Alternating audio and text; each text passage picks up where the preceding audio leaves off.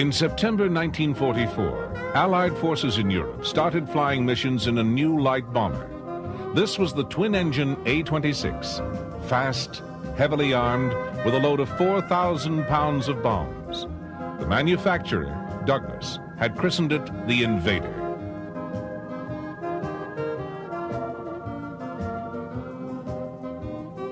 "25 years later, Invaders were still in service and still in combat. The last U.S. Invader missions were flown in Vietnam in November 1969. No other American combat aircraft can match this record for long life.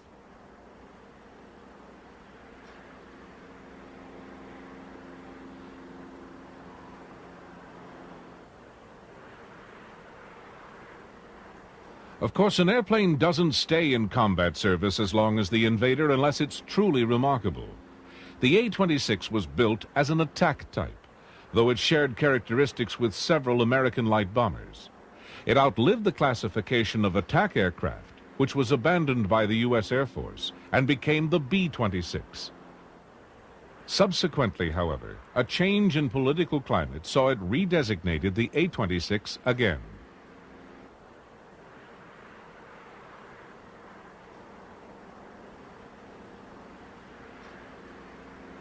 The Invader was used by many countries. As late as 1961, they were still flying in the air forces of 21 nations. During the Bay of Pigs, A-26s were flown by both Castro's forces and the CIA-backed exiles. The French flew them at Dien Bien Phu and in Algeria. They operated in the Congo, in Biafra, in Korea, and in dozens of other conflicts. They have fought in more wars than any other aircraft type.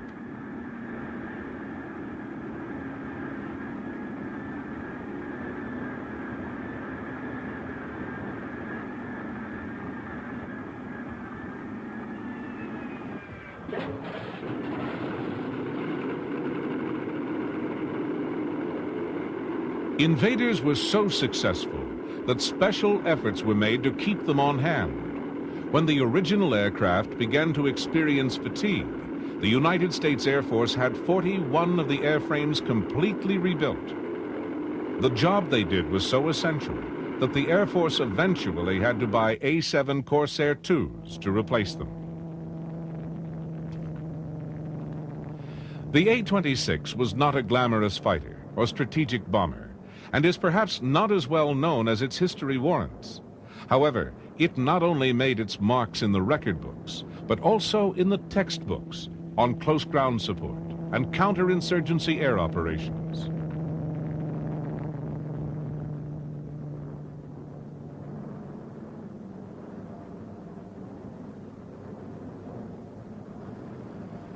The history of aerial bombing starts with activity that falls under the modern close support umbrella. World War I planes rapidly went from being unarmed scouts to carrying guns and grenades. Within months of the first grenade attacks, aerial bombs were being developed. Simultaneously, divisions in aircraft functions were seeing the first development of specialized fighters and bombers. However, at that time, a large part of the sophistication of bombing was getting the bomb out of the cockpit and dropping it without hitting the plane. What happened below was random and largely ineffectual.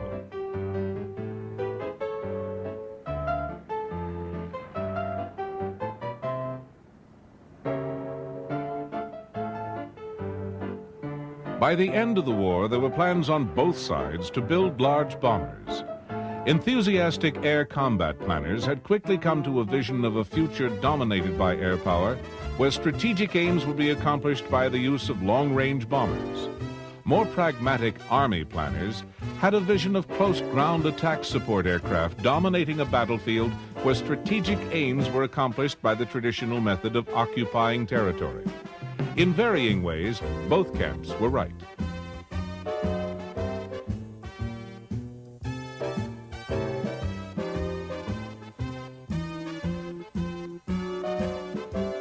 By the eve of the Second World War, the division of aircraft had progressed to subdivisions. Bombers had been compartmentalized into tactical and strategic roles. There were small and large bombers. Some of the ground attack work was performed by fighters, and the rest by specialized attack planes and light bombers. This spread of involvement in close battlefield support and interdiction made the designation of attack planes fairly irrelevant, and after the war the division was dropped by the Air Force.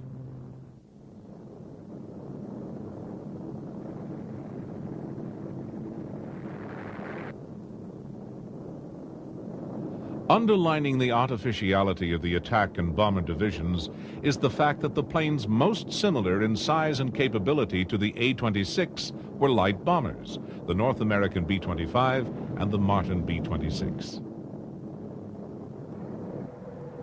The B-25 Mitchell was the slowest of the three and carried the lightest bomb load. It was also the earliest design of the three and was a more conservative project. The pilots loved its handling qualities. Both the B-25 and the B-26 Marauder were pre-war designs and were based on theoretical projections of what war would be like, rather than on actual war experience.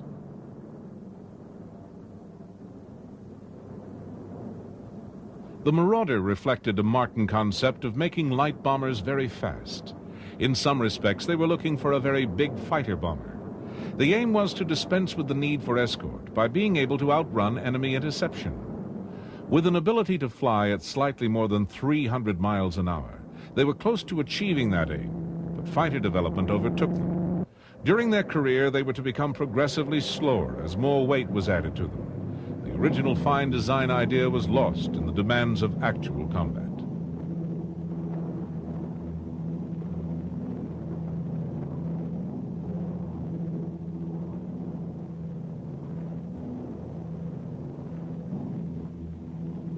The Mitchells and Marauders were both very good aircraft and tended to overshadow the similar attack types. The Douglas Company had produced the A-20 Havoc, which performed reasonably well in both Europe and the Pacific. The French had been the first buyer for this Jack Northrop-designed aircraft, and Douglas turned out several thousand for use with most of the Allied air forces.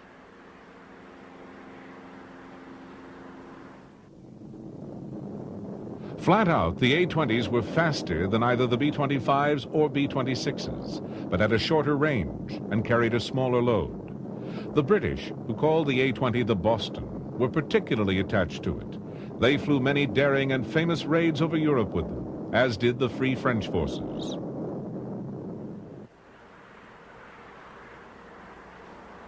Despite its small load, there were many missions that suited the low-level accuracy of the smaller attack bombers, rather than the random carpet bombing of the strategic high flyers.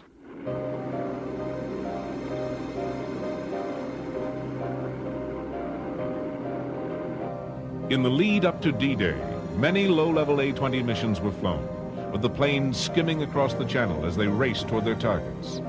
The Havoc was a fine airplane, and in its own quiet way, it did a number of jobs very well. First flown in 1938, it embodied a lot of pre-war theory about air warfare. It bristled with 6 defensive machine guns and carried a small bomb load for a relatively limited distance. However, it was the first American combat plane to employ tricycle landing gear. Importantly, it also proved to be sufficiently adaptable to be changed when war arrived. It was extensively reworked into a series of very useful aircraft.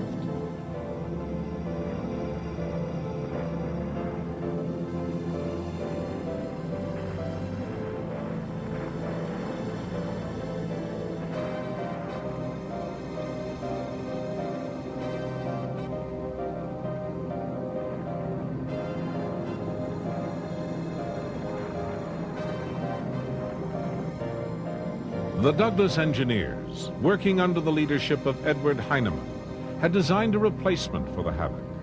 This was not to be another reworking of the A-20 either, but a new aircraft. Drawing heavily on the early experience of the war, they were able to take pre-war ideas, extract what had proved true, add wartime experience, and come up with what worked best.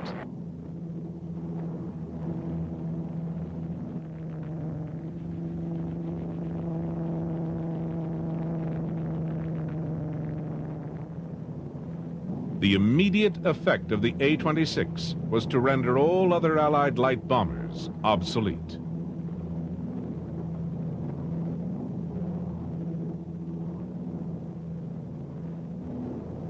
The new attack plane from Douglas was capable of over 350 miles per hour with a 3,000-pound bomb load. The Mitchells and Marauders were more than 70 miles per hour slower. Where the A-26 went on to greater loads at higher speeds, the pre-war designs became slower. War experience imposed demands that went beyond the expectation of peacetime designers.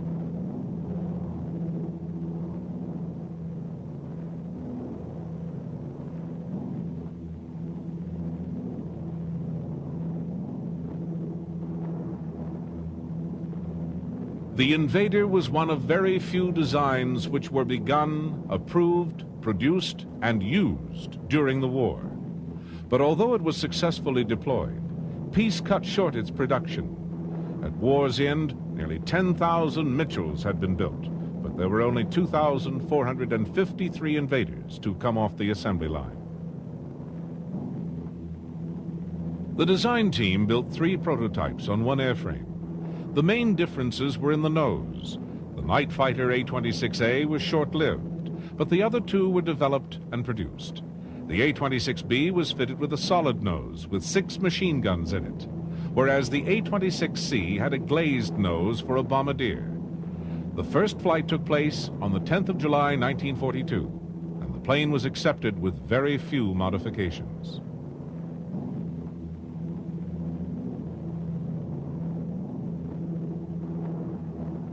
Even before the remaining bugs had been ironed out, Invaders were rushed into combat. The crews found them delightfully maneuverable and impressively fast. Visibility was not as good as with the A-20 because of the positioning of the engines, but the pilot had remarkably good vision to the front and above.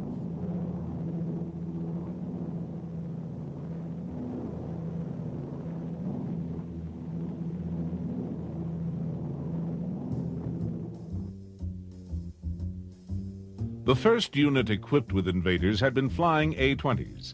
This was the 416th Bomb Group. In October 1944, squadrons began retraining, and over the next month the entire unit changed over. The first group sortie with the A-26 took place on the 17th of November. The weather over Europe was lousy that day, and the group had the distinction of being the only 9th Air Force unit to complete its mission.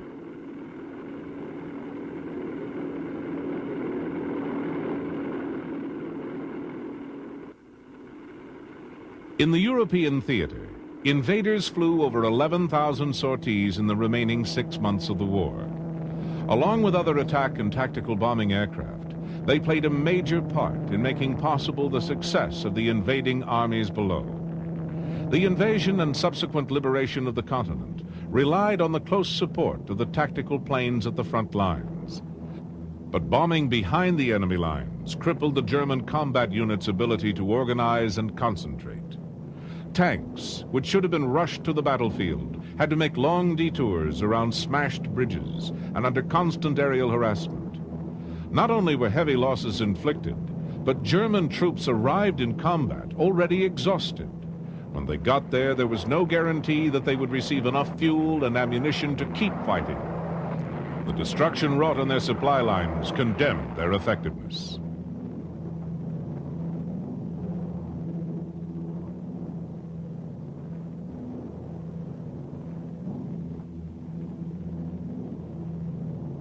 By February 1945, over 9,000 aircraft were attacking the German transport system. In parallel, the strategic bombing forces were relentlessly pounding the German fuel and aviation industries. The concentration of attack on the vital German infrastructure produced results.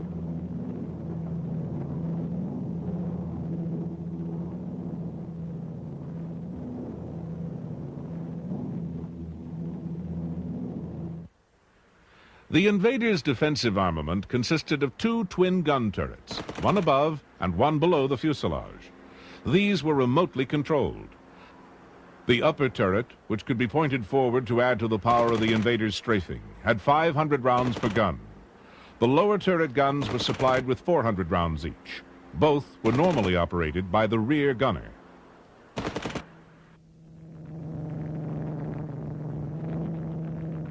The solid nose version 6 machine gun barrage was increased on later examples to 8.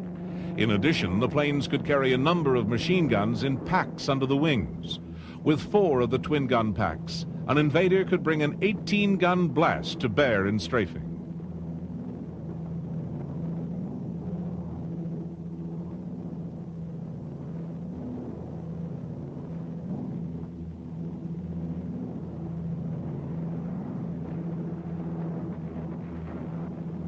The crews also found that once they had released their bombs, the planes behaved like fighters. At some altitudes, the A-26 could actually turn inside a Messerschmitt 109. Additionally, the Invader was actually faster than the Me-109E, and only a few miles per hour slower than the F and G models. Its heavy frontal firepower allowed the solid nose version in particular the serious option of tangling with enemy fighters.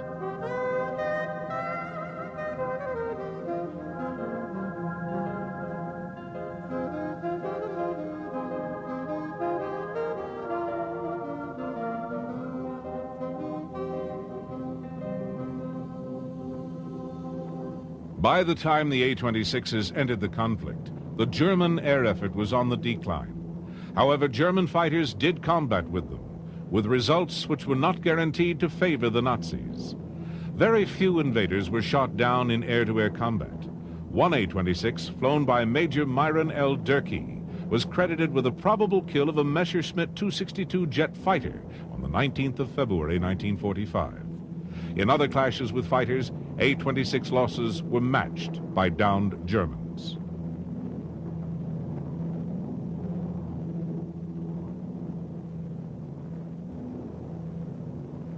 Delays in deploying Invaders into combat were mainly due to the time needed for the retraining of crews and ground personnel. The only major problems with the plane were a weak nose gear, which often collapsed, a cockpit hatch that was difficult to bail out of, and an overly complex cockpit layout. With these faults rectified, the Invaders' combat deployment continued as fast as possible.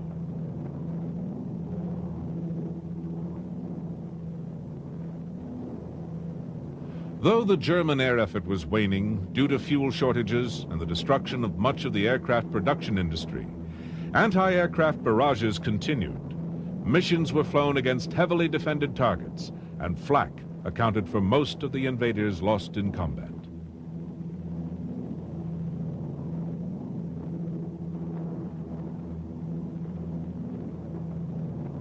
In the short period of their deployment in Europe, 67 A-26s were lost, but they chalked up 7 confirmed air-to-air kills and numerous probables.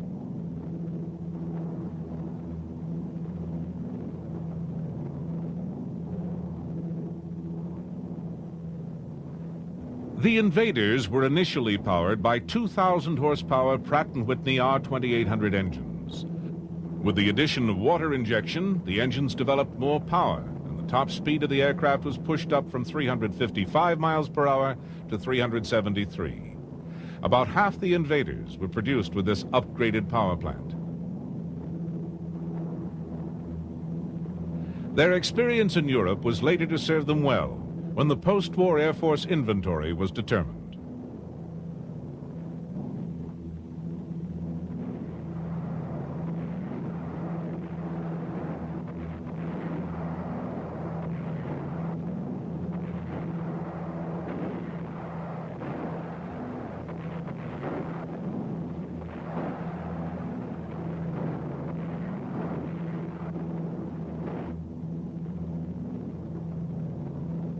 Statistical analysis of the work of the various U.S. light bombers in Europe indicates strongly that the A-26 outperformed all other types.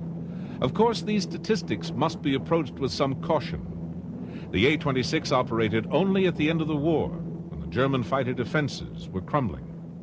Therefore, the fact that there were fewer A-26 losses per 1,000 sorties is perhaps unbalanced. However, the fact that the Invaders dropped more tonnage per mission than the A-20, the B-25, and the B-26 is not as readily questioned. On many indicators, the figures similarly show the A-26 with a clear edge over those earlier designs.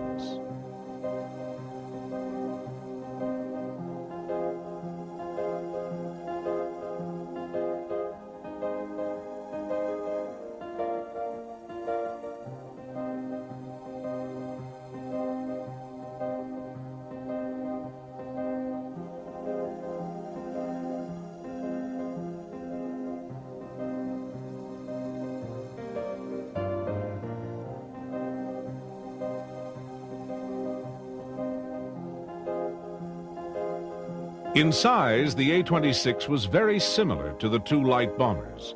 It fitted neatly between the Mitchell and Marauder. The Invader had a wingspan of 70 feet, was 50 feet long, and had an empty weight of around 22,000 pounds. The maximum takeoff weight ranged up to 37,000 pounds, and the plane could carry a 4,000-pound bomb load up to 1,400 miles. A few were equipped with radar and painted black for night bombing. Some were also later re-equipped by the French as night fighters. But in the European theater, the majority operated in the designed role as light attack bombers.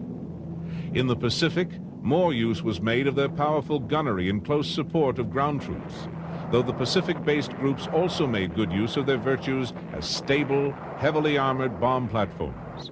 However, the arena where they really made their mark and proved their worth was Europe.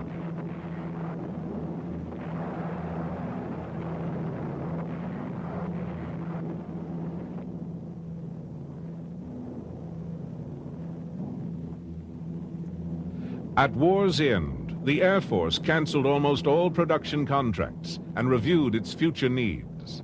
Among the contracts abandoned were orders for a further 5,254 Invaders. However, the review of future needs determined that the standard light attack bomber for the U.S. Air Force would be the A-26.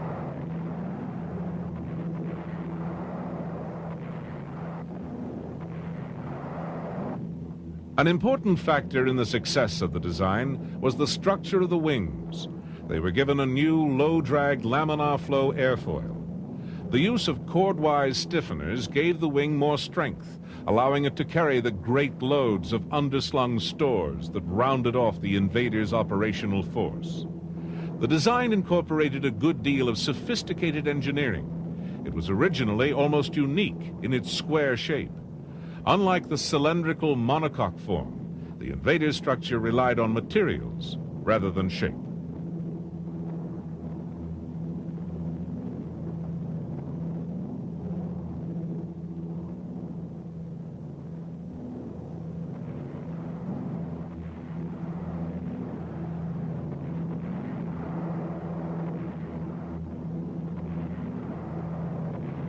The strength of the Invader's design, combined with its limited combat record, ensured continuation of this type when other wartime contemporaries disappeared.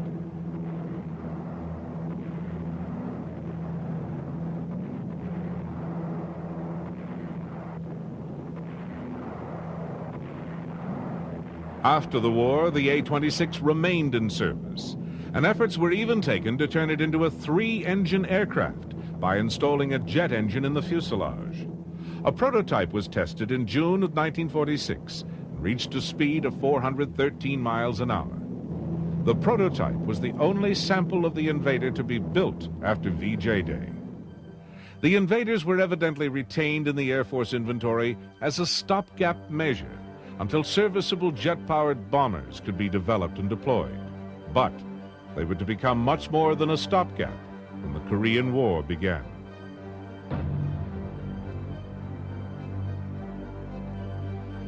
Despite the distance from major jet-capable airfields in Japan, the war in Korea was essentially one of short distances and intense battlefield environments. As such, it was ideally suited to the Invaders, which could operate from rough strips or make the trip from Japan with fuel to spare. They proved to be all-important in the assertion of air strength against the overpowering ground force advantage enjoyed by the communist forces.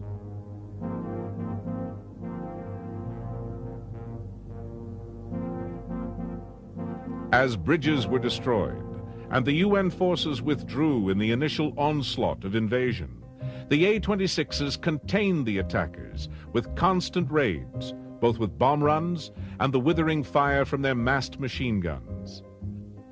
By now, they were called the B-26, having taken over the mantle of the Marauders they had replaced. The creation of the U.S. Air Force had seen the doing away of the attack classification, and for convenience, the name change had been limited as much as possible.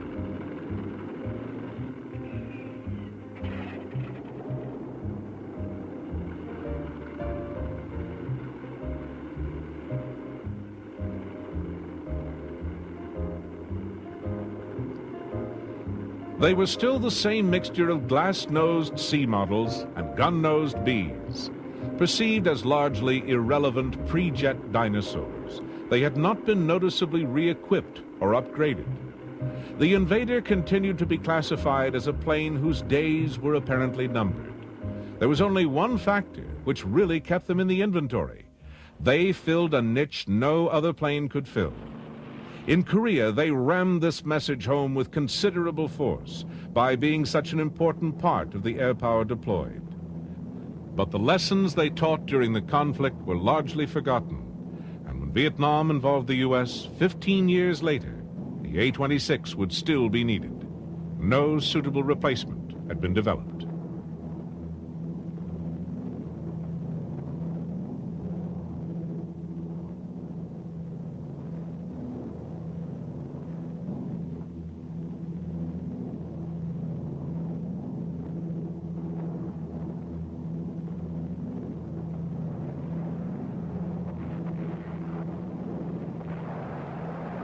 Korea was, however, the last major campaign where they operated in their originally designed role as a medium bomber. In Vietnam, this role would be the duty of other types, mostly fighter bombers, like the F-105 Thunder Chief. In the Korean conflict, some of the invaders used were recalled from storage. Events had proved their retirement to be seriously premature. They fought all through the seesaw battling and flew the last combat missions of the war.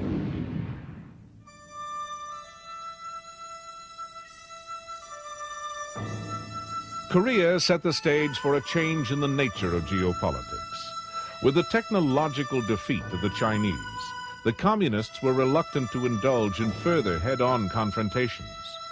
Guerrilla activity would replace the normal battlefield, evolving initially into a succession of localized revolts. Even Soviet Russia offered little assistance to this guerrilla activity. In Korea, the Soviets had withdrawn before the conflict began, and in the course of the war, nothing had transpired to make them confront the USA.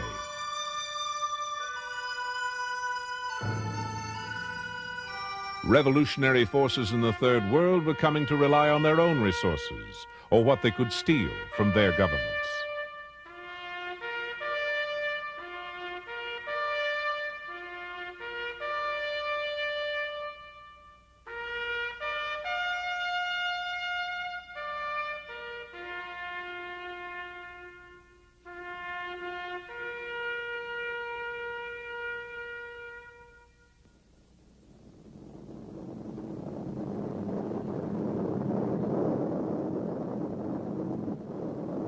In a near vacuum of outside support, revolutionary groups, particularly in South America, fought long campaigns which were more irritating than threatening to their opponents. Some of these wars of attrition are still running.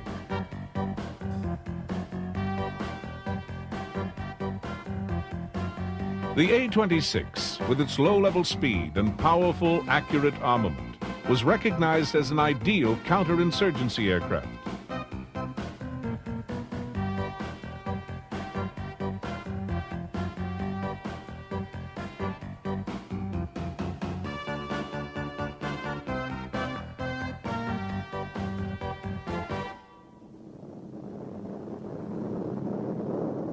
Many of the revolutionaries in these campaigns were not communists, but nationalists, poorly equipped and desperate for outside help. The development of guerrilla techniques required a new approach to conflict and new methods of counterinsurgency. Most of the developed military hardware was designed for combat with other military hardware of similar sophistication. No advanced design effort was going into combating basic primitive weapons, yet the threat being faced was largely at that level.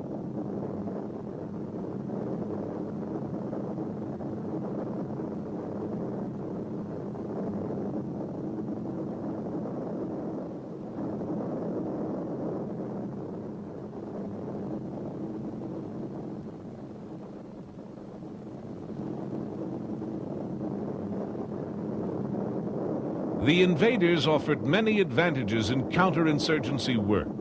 They had a long range at a speed slow enough to allow close observation of an area. They also carried enough armor to be impervious to all but the luckiest riflemen. If they identified any guerrilla activity, it would generally be on such a small scale that a single invader could be largely assured of destroying it.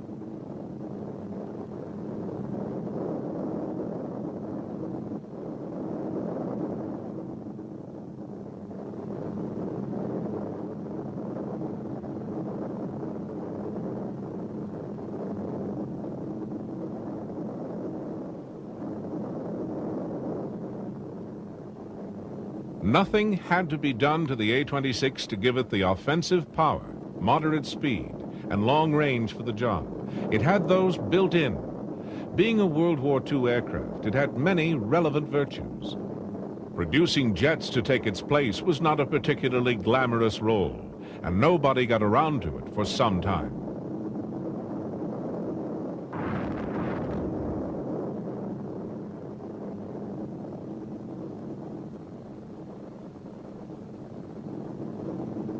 Shortly after his inauguration, President Kennedy directed that counterinsurgency be an area of specific importance in U.S. military planning.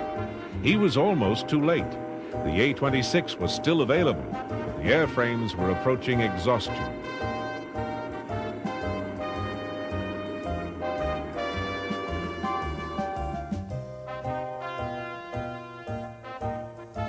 Events in Southeast Asia provided a counterinsurgency testing ground, and the invaders were deployed again. But the airframes soon began to crack up due to old age. Low-hour airframes were rebuilt by the On-Mark Engineering Company into virtually new planes called the B-26K.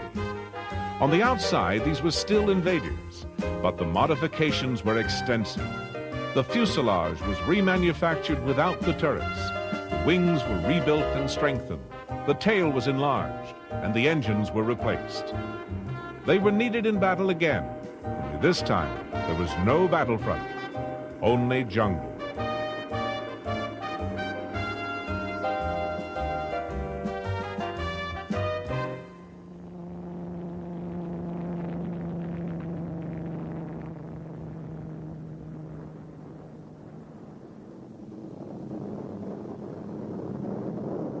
The K had 8 underwing hardpoints and could carry a powerful assortment of weaponry. 40 of these highly modified invaders were produced.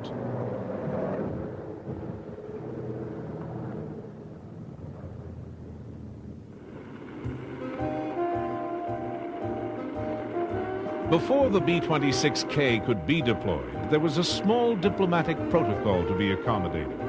The Thai government declined the opportunity to have bombers stationed at its airfields and operating against its neighbors.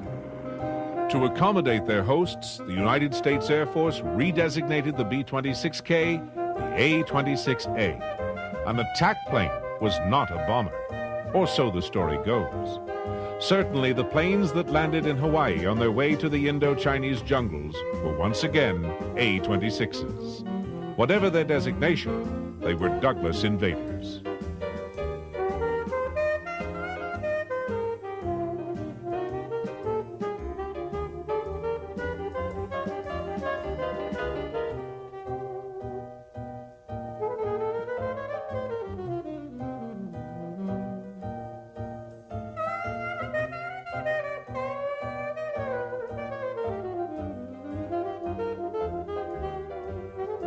The first B-26 action in Vietnam had been way back on the 4th of November, 1950. The French Air Force had been a beneficiary of the Korean War, in that the U.S., alarmed by the apparent spread of communism, spared 120 of its already precious invaders to aid the French cause in Indochina.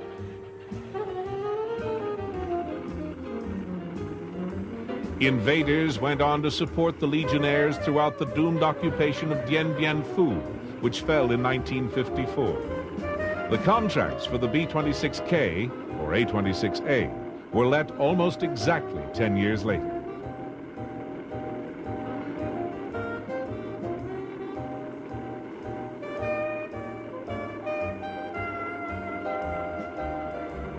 Perhaps the most important effect of early French use of the invaders was the defeat inflicted on the Viet Minh forces at Vinh Nguyen.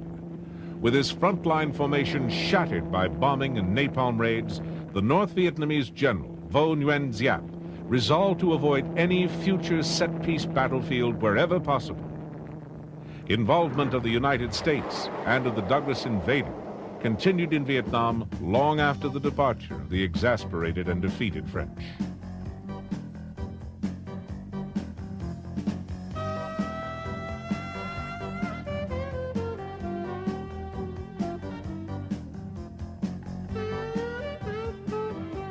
There had been no such thing as a Vietnamese Air Force, so in 1951, the French had created one.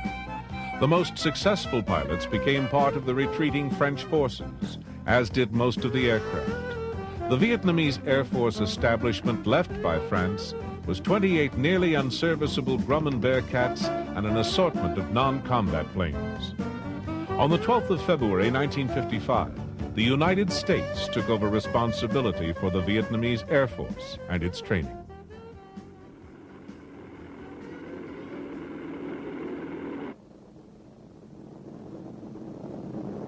When armed conflict resumed in 1959, it was the United States which responded to the Vietnamese needs. With continuing shortages of pilots and administrators, the VNAF was far from an effective force. To bolster it, American counterinsurgency units were transferred to South Vietnam in 1961. Because the U.S. was not involved in the war, these aircraft were flown with VNAF markings. They were officially there for training local air crews. The embargo on U.S. involvement in combat was artificially maintained by the presence on each flight of at least one Vietnamese personnel. In theory, no attack could be delivered unless it was authorized and directed by the Vietnamese observer. In fact, even by December 1961, several attack missions had been flown without even the formality of the observer's presence.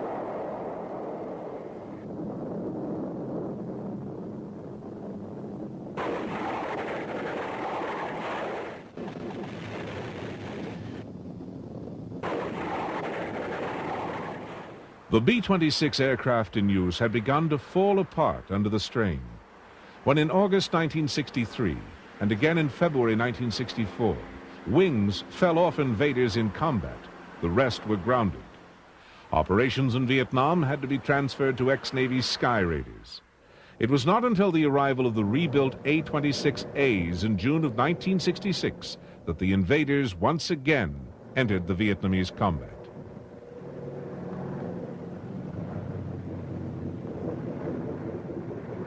Operating from the Nakhon Phanom Air Force Base in Thailand, the invaders were flown on trail interdiction missions against the Vietnamese guerrilla supply lines. By day and night, operating as part of a team with other types, they sought out targets of opportunity. There was no specific target at a specific location to destroy. Instead, there was a maze of jungle tracks to cover.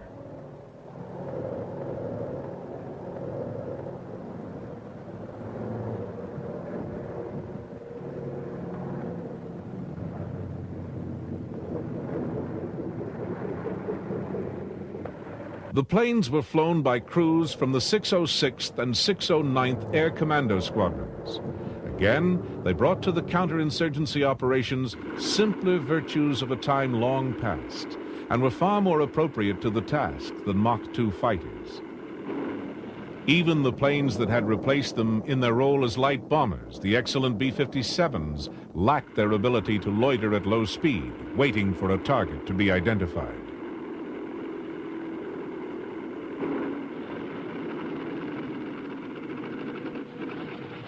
Operating over Laos and Cambodia and both parts of Vietnam, the invaders hit everything from troops to supply concentrations. Their specialty was truck busting on the Ho Chi Minh Trail. Under the call sign Nimrod, they dodged through the mountainous terrain to attack the North Vietnamese road traffic. They were very effective, as they had been in Germany and Korea.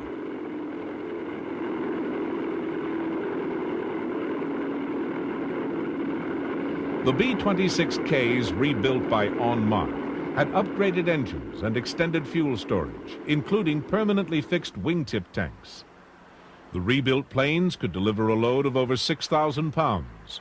This would typically consist of napalm, high-explosive bombs, and fragment clusters. The machine guns carried 1,600 rounds apiece. The invaders had become even more potent weapons in their final form.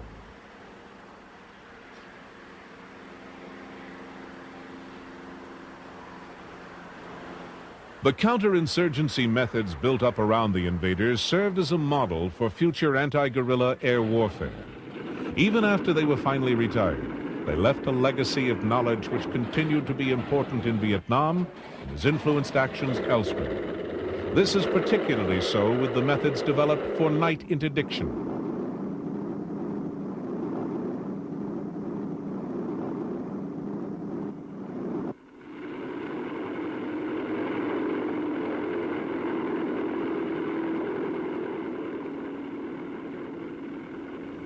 There's a part of this war that's known to only a few. I'm talking about the night interdiction war. This war is being fought at night in some of the most rugged, mountainous terrain any place in the world. The terrain, and the weather, and the night create an environment that is special and requires a special type of aircraft and a crew to be able to function in that environment.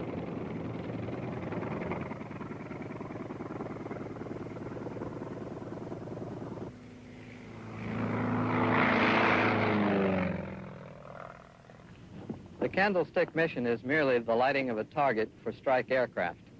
Although it is usually true that the strike aircraft carry their own flares, it's very difficult for the pilot to compute wind, locate the target, and also keep his eye on the surrounding terrain. This is the purpose for the candle, which is the mission of the C-123 section. There are probably three basic reasons why the A-26 is used for our night missions against enemy supply vehicles. First reason is that the aircraft can carry a pretty respectable load of ordnance. The second reason is A-26 can remain in the target area for an effective period of time, which is something that jets don't generally do as a rule. And the third reason is this old bird is real rugged and can take an awful lot of damage and still make it back home safely.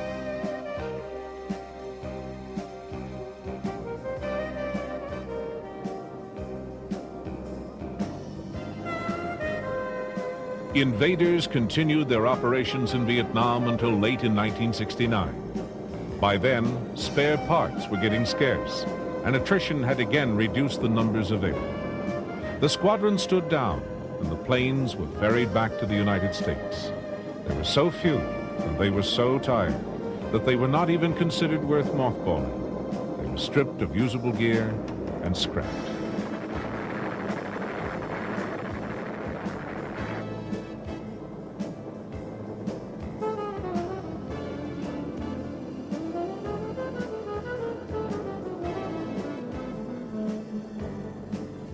Rumors abound as to the nature of some of the missions flown by the air commandos in Indochina with their invaders. A veil of secrecy surrounds some of their activity and prevents a further telling of their tale. Certainly they flew covert missions in Laos against the Pathet Lao and North Vietnamese. Presumably there will come a day when, with restrictions lifted, old stories will be substantiated. In the interim, the end of the career of the A-26 dips into a gray wall of secrecy.